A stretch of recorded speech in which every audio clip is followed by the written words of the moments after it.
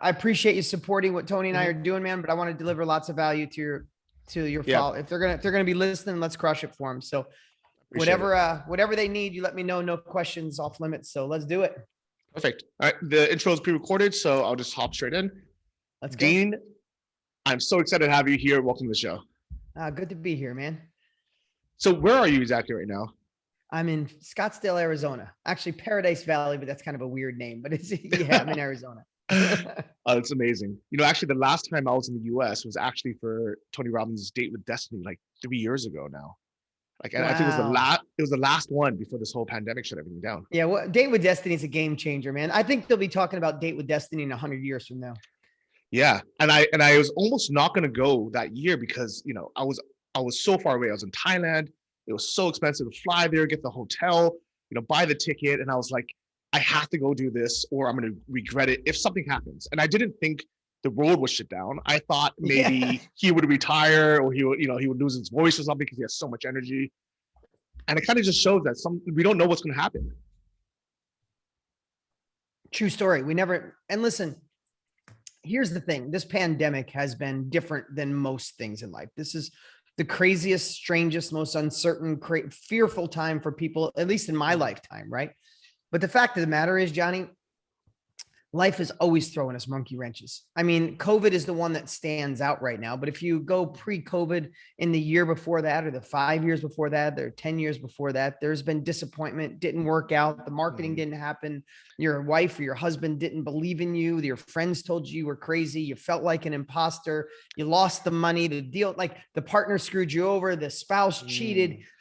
Life is filled with it. So it's not about trying to avoid complexity and chaos and things that go wrong. It's building up the muscle to know how to handle it, learn from it, and grow from it, knowing that it's all designed for us so we can navigate new territory, so we can be stronger. Because here's the fact of it. We'll get through this whole pandemic thing, but something else is coming. And after that, something else is coming. And after that, something else is coming. So if we want bigger solutions, we want bigger success, we want to make more money, we want more joy, happiness, love, intimacy, we have to learn to solve bigger problems. That's just the way it goes.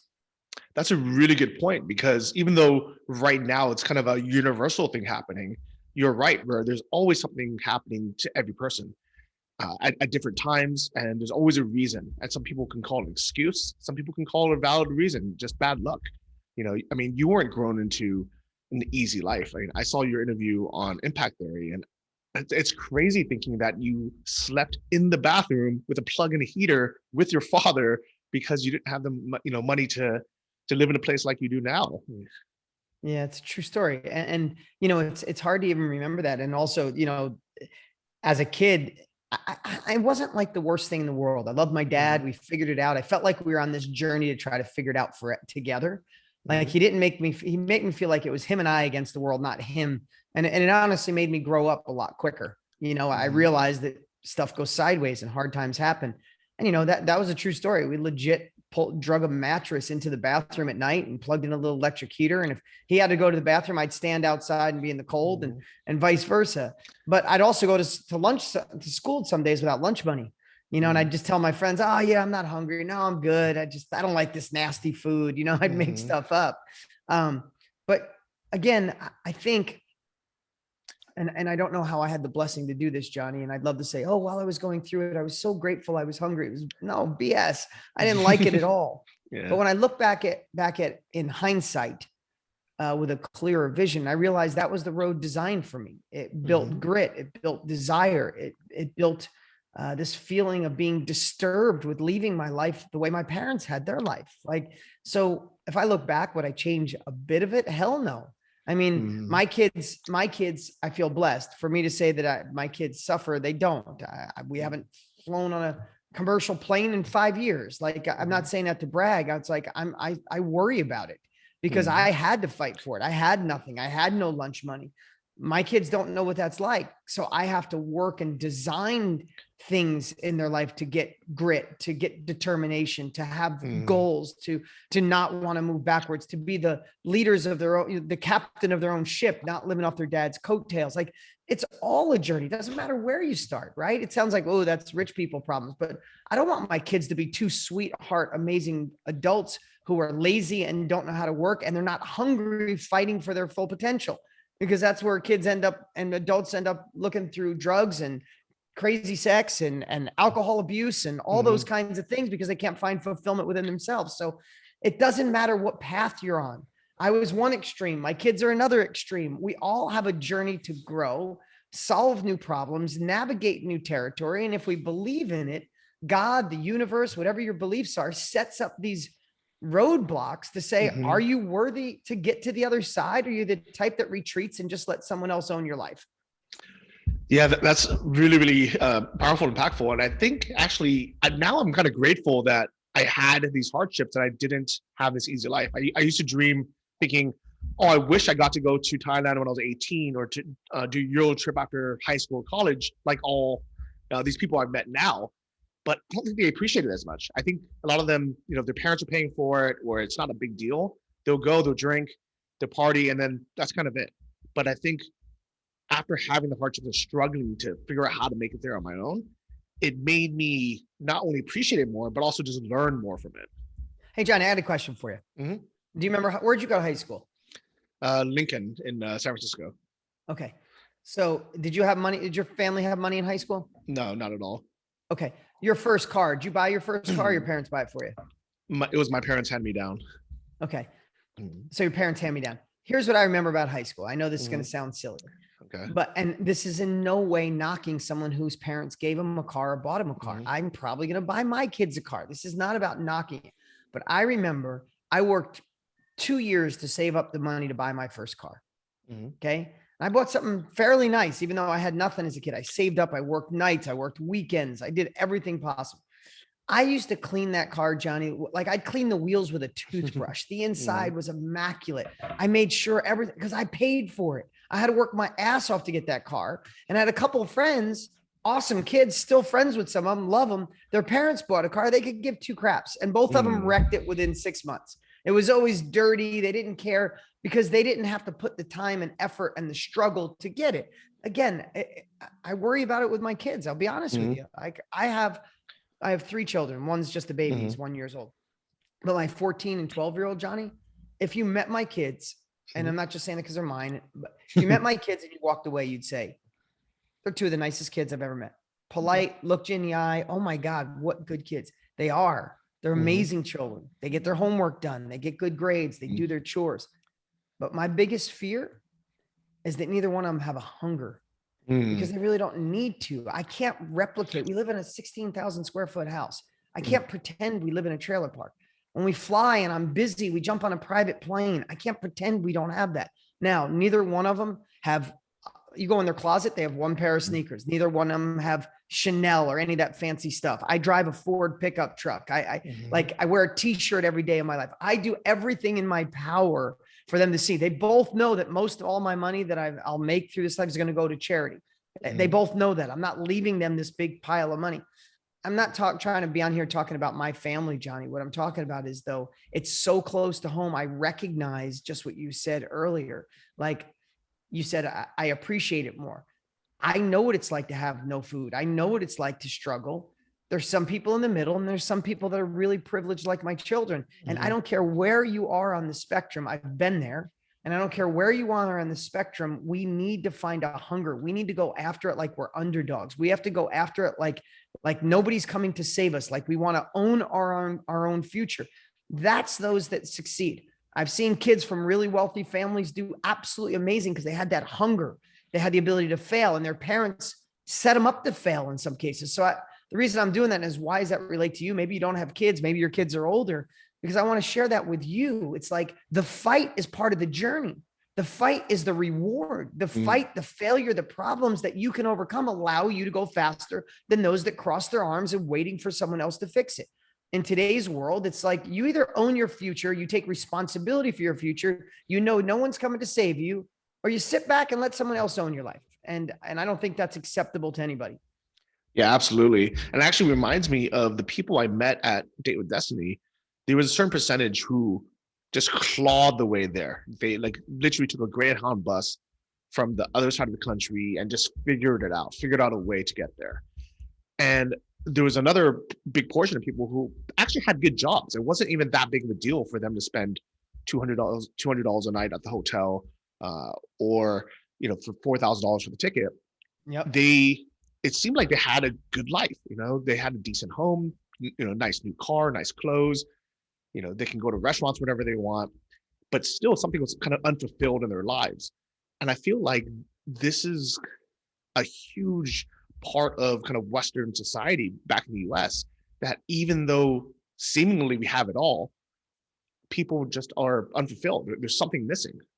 Yeah. So, I quote this a lot, Johnny, and please feel free to steal it, or remember it, because it really hit my heart. And I read it probably a decade ago. Dale Carnegie. I love old school personal development. I've read all Dale Carnegie, Earl Nightingale, Napoleon Hill, all of them. Mm-hmm. But Dale Carnegie said, the biggest plight of the human race, especially in Western culture, Mm-hmm. is knowing you have more potential, but you're not utilizing it. And I think that's what it is. You might get money out of the way, but man, are you really making an impact on the world? So when you leave, you say, you did your part here, man, or you did your part here. She killed it while she was here, right?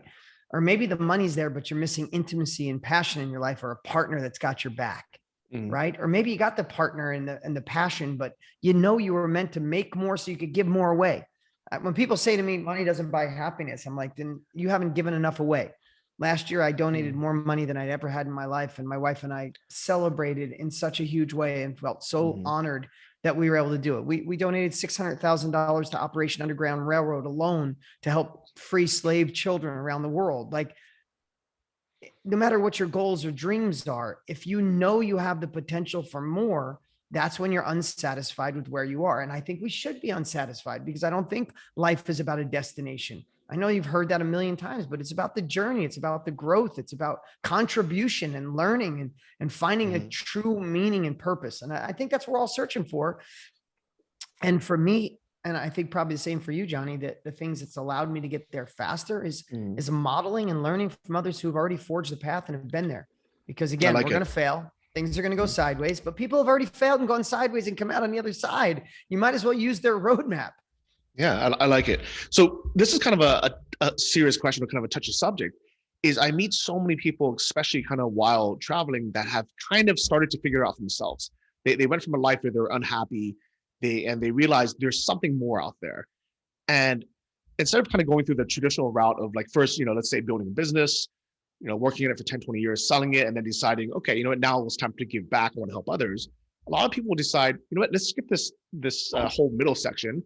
Let's just fly to Bali, rent this beautiful villa for $500 a month, take some nice photos. And all of a sudden they go from kind of unhappy, nothing figured out in life, to being a life coach, expert, business coach. And they've had no experience at all. And it's one thing that's always drove me crazy, but I'm very curious, to hear your thoughts on this. Yeah, great question. I think the fastest way to your end result is not how to do it. And you should write this down and think through it. It's not how to get it done anymore. Life's moving too quick. It's who rather than how. Who has already done it? Who's already been through the journey? Who's already forged the path? Who's already failed and is on the other side of success? But when you pick the who, that's the only important thing, is pick somebody with, as my partner and friend Tony Robbins always says, with the depth and breadth. They've been there. They've forged the past. They've been through the mess. They've been through an ugly divorce, but then they turned it around and fixed it. And now the kids are thriving and they're friends with their ex and they're in a new relationship and everybody's doing good. You want to learn from that person. They went through the ugly. They're out on the other side. You want to learn sales from somebody who could be a year ahead of you or 10 years ahead of you, but they've made the sales. They've grown the business, or they made the money. That's who you learn from, right? Now, can you be the reporter and the accountability coach? Of course, but you have to be transparent that I am the reporter of other people's knowledge. Like if you look at it, Tony Robbins, right? You love Date with Destiny. Tony changed my life 2 decades ago, right? Tony started out sharing Jim Rohn's strategy. Jim Rohn changed Tony's life. Tony obsessed on it, learned every bit of it and shared it. And Tony got to change lives sharing what he learned from Jim Rohn. But he shared it so much that he became the expert, right? But in the beginning, he said, this isn't mine. This is Jim Rohn's. but it was so deep and strong, it worked. Now, where it's unethical, Johnny, is when someone moves to Bali and has never started a business, never grown a business, never read a business book, but they're doing business coaching. And that's why we need to get credentials, and we need to know their history and their journey, because we can all learn from someone, and someone can learn from you if you're a chapter, 2 chapters, or a whole book ahead of them. If I'm going into sales today and you have a year's worth of sales ahead of me, I want to learn from you. If I'm starting a podcast today and you've had a podcast for a year, I want to learn from you. If I'm starting going through the divorce, the illness, the anything today, and you already did it, I want to learn from you. Right. So it's really, don't let a couple wrong coaches tarnish the ability to realize that this is an industry that you not only should tap into to learn, but also to have the opportunity to be a part of it and share what you know. I love it. That's the best answer I ever could have thought of, because I think a lot of people, they do suffer from this imposter syndrome, which I know, something that you do talk about and help people break through. It's, on one hand, there's people who really are imposters, but they're passionate about it. They want to help people. They want to learn and grow. And then there's other people who actually are very successful already, but they still feel like imposters. Of course. And what you said about, even in the beginning, if you're brand new, sharing someone else's knowledge and crediting them is an easy path forward. And that way you never have to feel like an imposter. You can share their techniques. Yeah, I'll give you an example. That's Tony and I help other people get in this industry. It's how we feel we can leave our legacy, right? Tony's been doing this for 40 plus years. I've been almost 25 years together, but we're not going to be here forever. And we want to help create leaders who go out and self-educate the world. Self-education changed my life. It changed Tony's life. I'm sure it changed your life, Johnny. You went to Date with Destiny. You're into self-education too. You're in this industry. You're doing a podcast. You're in self-education, right? So how do we do it? Is we help others. And we've been blessed to help people in over 150 countries, 4,700 different niches, people who never thought they could do it. But a bunch of them stand out. There's so many different niches you could never imagine. But one that really stands out is one, because it's personal to me, is think about this. A woman this amazing woman, Jamie, she wants to help other people, and she's thinking of doing something in business. She gets some training from Tony and I, realizes she wants to help others, but she feels like an imposter, right? I didn't know any of this till after the fact. Finally, she realized what she had was her son was born with eczema. And it's really popular here in America more than ever before. And my older son has it. She didn't know, but she went through a year of trying to naturally cure her son of eczema, because she didn't want to put steroids and fill his body with all these, toxic, medicines, as the way she felt. So for a year, she's not a doctor. She's not a nurse. She's a mom hell-bent on helping her kid. And she goes to every doctor that she can, natural doctor, regular doctor, reads every book, finds ways to help heal the gut and the liver and toxicity on the inside, and helps on the skin. Why am I sharing that? Because all she was is the reporter of other people's knowledge that she accumulated. And all of a sudden she cured the eczema of her son. Now, what she didn't know, why am I sharing this story, is I have a 1-year-old son named Luca. And my wife, Lisa, and I, when he was born, he's got severe eczema. Little did Jamie know, when she made that course, that 3 months after she was done, my wife was on our platform, mastermind.com, searching, and found Jamie and bought her course. And Jamie, feeling like an imposter at first, didn't realize that because she was willing to share what she discovered, my wife, and she filmed it in her kitchen on her cell phone, but it had the knowledge of, this is what you do on the outside to help the itchy. This is what you help here. This is how you clean the gut. And this is the probiotics I use. And this is this I use. My wife absorbed all this and took 5 or 6 things, and it truly impacted my son. Now, why am I saying that? Because she felt like an imposter. She's not a doctor, Johnny. She's not a nurse, but she's someone who went through that mess, solved the problem, came out on the other side, and now she's willing to share it. She shouldn't feel like an imposter. She should feel like a savior to help people who are trying to figure it out on their own, because she's on the other side of the bridge, and there's a lot of people on this side of the bridge trying to figure it out. And that's in every niche you could possibly imagine in the world. Most all of you listening had a mess that can become your message. You have a skill, a hobby, or passion. You figured it out. You have experience. Someone else is starting out on day one. I like it. And I like this going through it from an authentic place and not pretending, she's a medical doctor or that she has this, magic cure that she, Right. This is what I invented. discovered. Yeah. Would you like to know it? Yeah. I like that. And so do you think that everybody has something that they, they have become an expert in or can share? So maybe I'm a dreamer, but I believe absolutely yes. And I've hardly ever met anybody that really didn't. They think at first, who would listen to me? I don't have followers. I'm not an expert. I'm an introvert. I don't have initials after my name. I barely went to college. Our brain plays tricks on us, right? But I promise you, everyone has been through an experience. You have a skill. You're a chapter ahead, and someone else is starting out on day one. What I love to say, Johnny, is you listening right now. I want you to really think about this. If you had the opportunity to go spend an hour with your 20-year-old self, you had a week to prepare, and you had 1 hour to spend with your 20-year-old self, and you could touch on 2 topics, maybe career and love.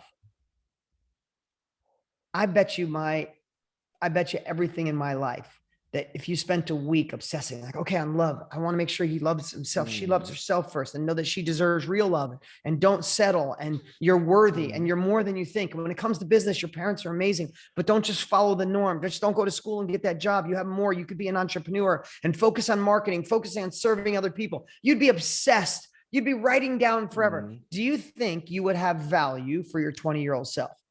Yeah. And Johnny, I've asked this in front of tens of thousands of people, and there's only 2 answers: priceless and millions. That's what everybody says. If we do it in the chat, it's priceless or millions.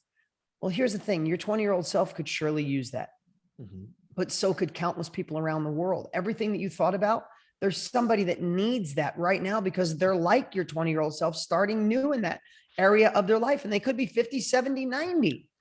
And that's what the self-education industry is extracting the asset that lives in here, delivering it to those who want it, impacting their lives. And it's an industry heading towards $1 billion a day. So it is one powerful industry, one that I absolutely love.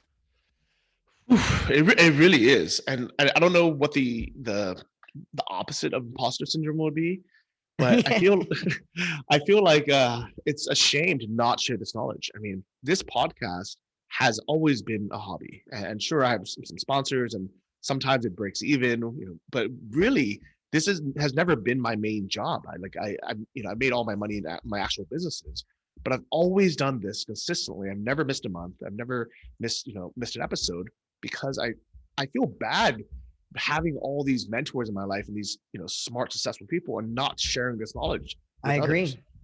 And Tony and I believe that if you die with knowledge in your head and you didn't share it with the world, you're doing a disservice to the world. Yeah, absolutely. How did you meet Tony Robbins? How did you start working with him? Tony changed my life 2 decades ago, legit. And about 10 years ago, a mutual friend introduced us. And we talked on the phone a little bit and text back and forth. And he's like, let's meet for lunch. And we just hit it off. We met for lunch, and it was supposed to be a half-hour meeting, and we met for like 9 hours straight. He canceled all his meetings. I canceled all my meetings, and we hit it off. And I just felt really blessed because, 25 years ago when I bought his course, I wrote down in my journal, someday I want to meet him and thank him. But we just hit it off, and we spent 7 years just being friends. We got together about 4 times a year. I play golf 2 or 3 times a year. So does he. And we play with each other. It's the only time we play golf. We really don't golf. It's a 4-hour excuse to hang out and talk business and life and relationships. And then about 3 years ago, we decided, what is our biggest passion? It was self-education. It saved both of our lives. Jim Rohn saved his life, and he saved mine. And since then, we've both been on this journey, and we just wanted to help expose it more, make it more of the new norm.